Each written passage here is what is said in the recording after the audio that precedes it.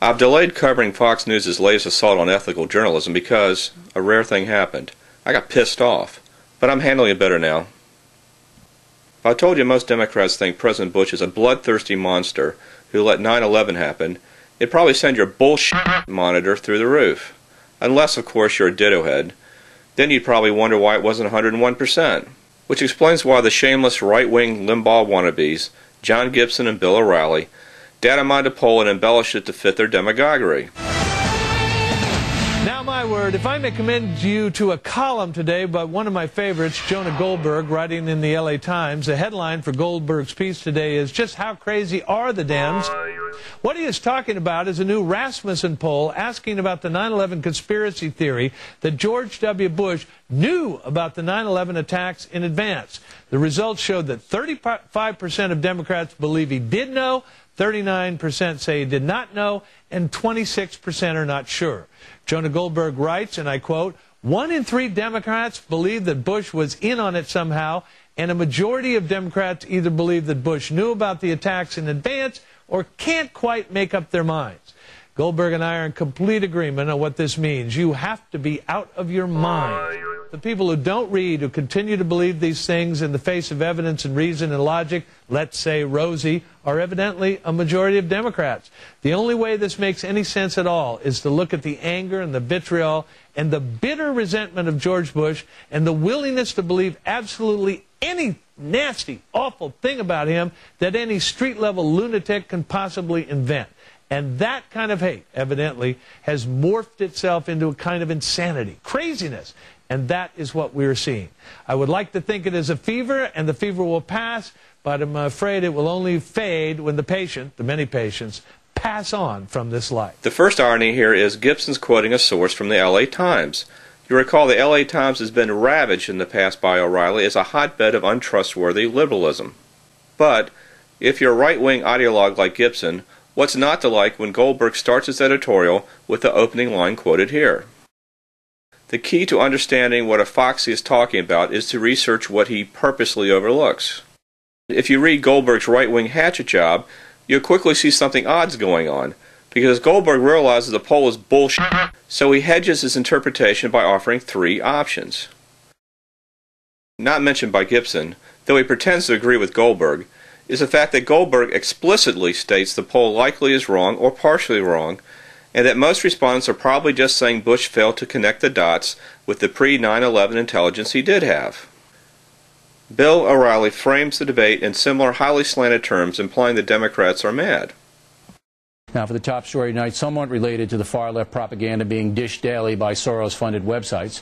According to a new Rasmussen poll, 35% of American Democratic voters believe President Bush knew about the 9/11 attacks in advance and allowed them to happen. 35%. Overall, 22% of American voters believe that madness. In the debate which follows, it becomes quickly obvious that Bill forgot to mention 15% of Republicans suffer from this madness too. But that's just the tip of the iceberg. Notice the obvious observations that are even apparent to conservative Jonah Goldberg never make it on O'Reilly's radar as he steers the conversation.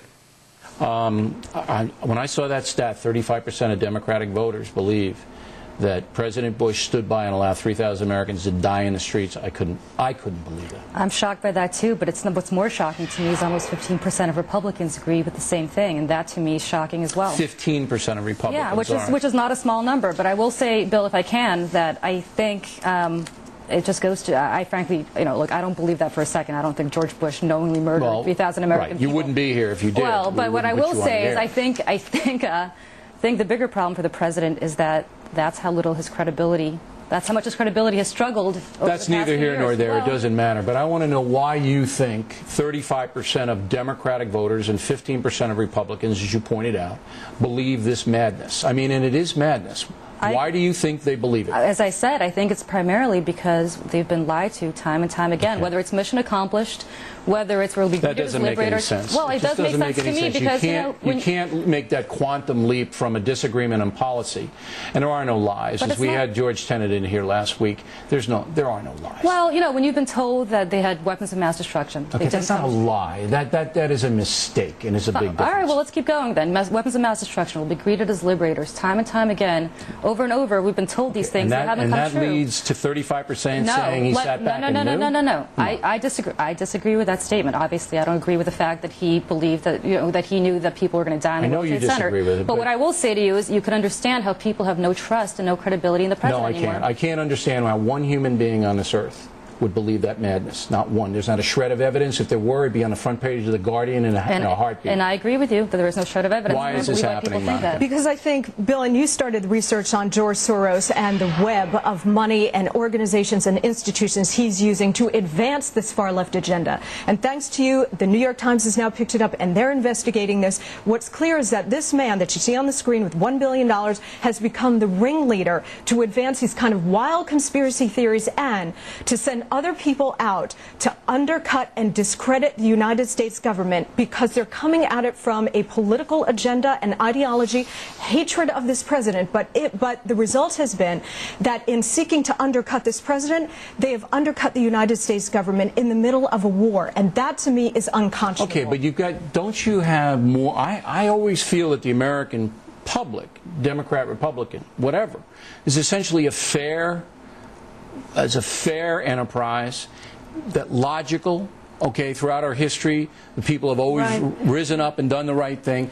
And I'm seeing a third of a political party embracing madness. Right, and the number is mind-boggling, but it gets to your point, Bill, about the amount of money being poured in to these organizations that are then picked up by Rosie O'Donnell and Michael Moore and Oliver Stone and Sean Penn and Susan Sarandon and Cindy Sheehan, who then spread out in the mainstream media and start propagating this. The inroads here have been unbelievable. When this president and this government and this country have been subjected to relentless, vitriolic attacks of this kind, the result is the kind of number that you're saying. You've got 72% of the American public overwhelmingly disagreeing with the president on this war. You've got a tremendous amount of people. I think the most recent poll, 28% of the people in this country have Wait. Let me just finish the thought. They don't approve of this president's job performance. So time and time again, you've got people saying that this president is on the wrong track on so many issues. After a while, you start to say, why is this guy digging his heels in? Why is he not following the will of the people that elected him? You saw John Boehner, who's his leader in the House of Representatives, saying, look, by September, we need to come up with a plan B if plan A is not working. That, to me, is a striking break. I understand the lack of credibility the White House has with most Americans, and it's apparent and it's true.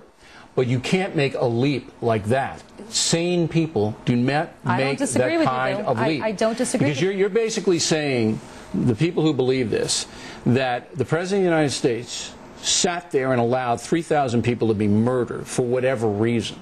And if you believe that based on nothing, because again, if there was any evidence at all in play, it'd be splattered on every front page of the Bush-hating, American-hating press all over the world. And I'm not going to defend, to be... I hope not. I think it's going to damage the Democratic Party. But it's not just Democrats, Bill. It's 22% of all Americans. That's true. But a 35 number on that... You see, there's a big difference between disagreeing with the president on policy and dissent in this country is what the First Amendment is all about. Knock yourself out. There's a big difference between that and buying into this conspiracy theory madness. Madness is disturbing. Okay, ladies, I got to go. All right, thanks. All right. One obvious point brought up by Liberal Media Matters is President Bush received a briefing prior to 9/11 entitled Bin Laden Determined to Strike in U.S. And supposedly his response to the briefer was, all right, you've covered your ass. Of course, this point of view never comes up in O'Reilly's analysis or debate. The phony debate promoted by the Foxies is essentially insane Democrats think Bush deliberately let 9/11 happen, when in fact the real issue is more Democrats are aware that Bush had some advance notice, even if it wasn't sufficient to prevent the attack. What's mind-boggling is the ignorance of most voters, and conservatives in particular, who are completely unaware of the simple truth.